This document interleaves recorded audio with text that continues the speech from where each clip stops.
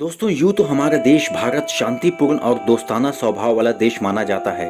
लेकिन जब सुरक्षा की बात आती है तो हमारे देश की गिनती उन आक्रमणकारी देशों में होती है जो बदला लिए बिना किसी को नहीं छोड़ता।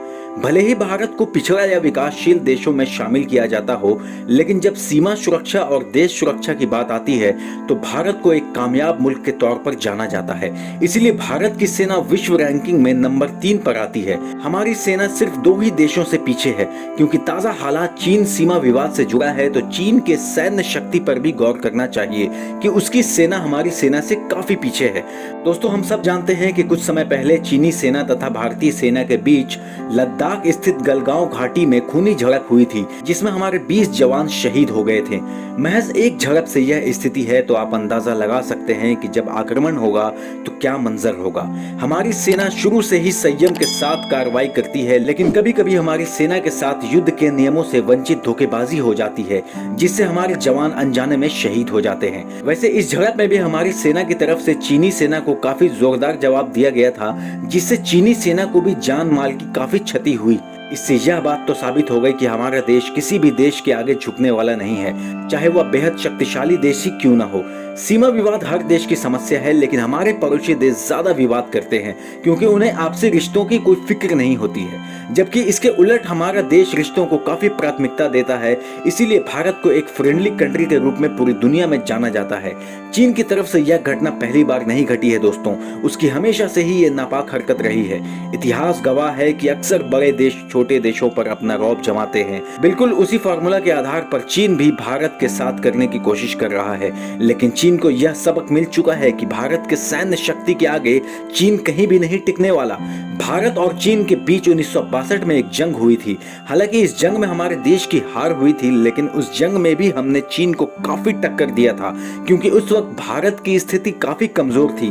भारत के पास ना ही कोई आधुनिक हथियार थे और ना ही मजबूत सैन्य शक्ति थी। 1947 के बाद से ही भारत सामाजिक ताना बाना से काफी जूझ रहा था। कहीं धर्मों के बीच टकराव तो कहीं जातिवाद प्रथा हावी थी। ऐसे में 1962 की जंग में चीन को टक्कर दे पाना ही हमारे लिए विजय से कम नहीं था। लेकिन आज भारत की स्थिति काफी मजबूत है। ऐसे में अगर ये घटना होती है तो निसंदेह ये सोचने वाली बात है। भारत के हर एक वासी को अपनी सेना के ऊपर पूरा विश्वास है और हम सब अपनी सेना पर गर्व करते हैं। लेकिन दुर्भाग्य है कि कभी कभी सेना का राजनीतिक इस्तेमाल भी हो जाता है, जिससे उनकी क्रेडिबिलिटी पर उंगली उठने लगती है। राजनीतिक विशेषज्ञ की माने तो सेना को राजनीति से हमेशा ही दूर रखना चाहिए। दूर दूर तक उनका राजनीति से कोई वास्ता नहीं होना चाहिए, क्योंकि सेना के सम्मान में कभी कोई कमी नहीं होनी चाहिए। हम आपको आज अपने देश की सैन्य शक्ति या उनके रहन सहन एवं उनकी जिंदगी की कठिनाइयों के बारे में बताएंगे। साथ ही सुरक्षा की बात हो रही है तो पुलिस या तंत्र से पहलुओं को भी उजागर करेंगे, जिसे शायद ही भारत की जनता जानते हुए भी अनजान होगी। दोस्तों पुलिस ने अपनी छवि स्वयं ही ऐसी बनाई है कि जनता उसके बारे में बिल्कुल ऐसा ही सोचती है।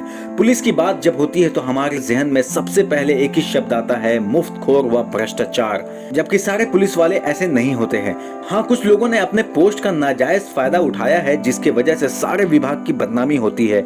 लेकिन हमें पुलिस और सेना के रहन सहन तथा कठिनाइयों को इग्नोर नहीं करना चाहिए। हमारी देश के सेना के बारे में जितनी भी तारीफ की जाए वो कम है, क्योंकि आज हम अपने घर में अगर महफूज हैं तो हमारी सेना के बदौलत महफूज हैं। सेना का सिर्फ एक ही उद्देश्य होता है, राष्ट्र के लिए निछावर हो जाना।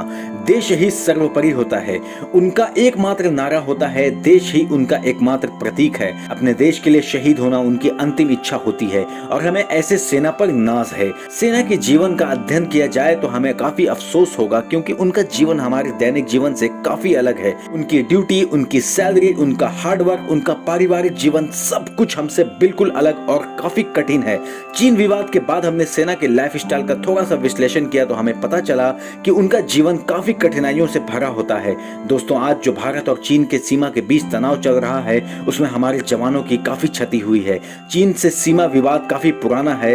चीन ने पहले ही भारत के एक बड़े हिस्से को कब्जा कर रखा है, जिसे आज अक्साई चीन के नाम से जाना जाता है। और वहीं दूसरी तरफ सियाचिन जैसे सबसे ऊंचे युद्ध क्षेत्र पर हमेशा टकराव की स्थिति बनी रहती है। चीन का दावा है कि उसने फिलहाल अभी गलगांव घाटी में एक बड़ा हिस्सा हिस्सा अपने कब्जे में ले लिया है, वहीं भारत सरकार इस बात से साफ इनकार करती है।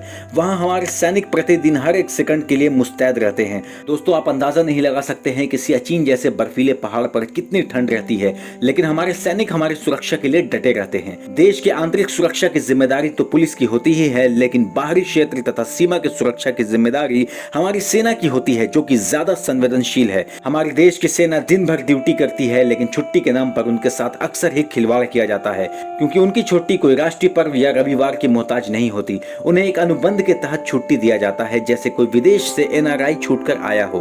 तो दोस्तों, ये थी हमारी सेना के ऊपर एक छोटी सी रिपोर्ट। उम्मीद है आपको हमारी ये वीडियो पसंद आई होगी, तो ज्यादा से ज्यादा इस वीडियो को शेयर करके अपने दोस्तों तक भी पहुंचाइए।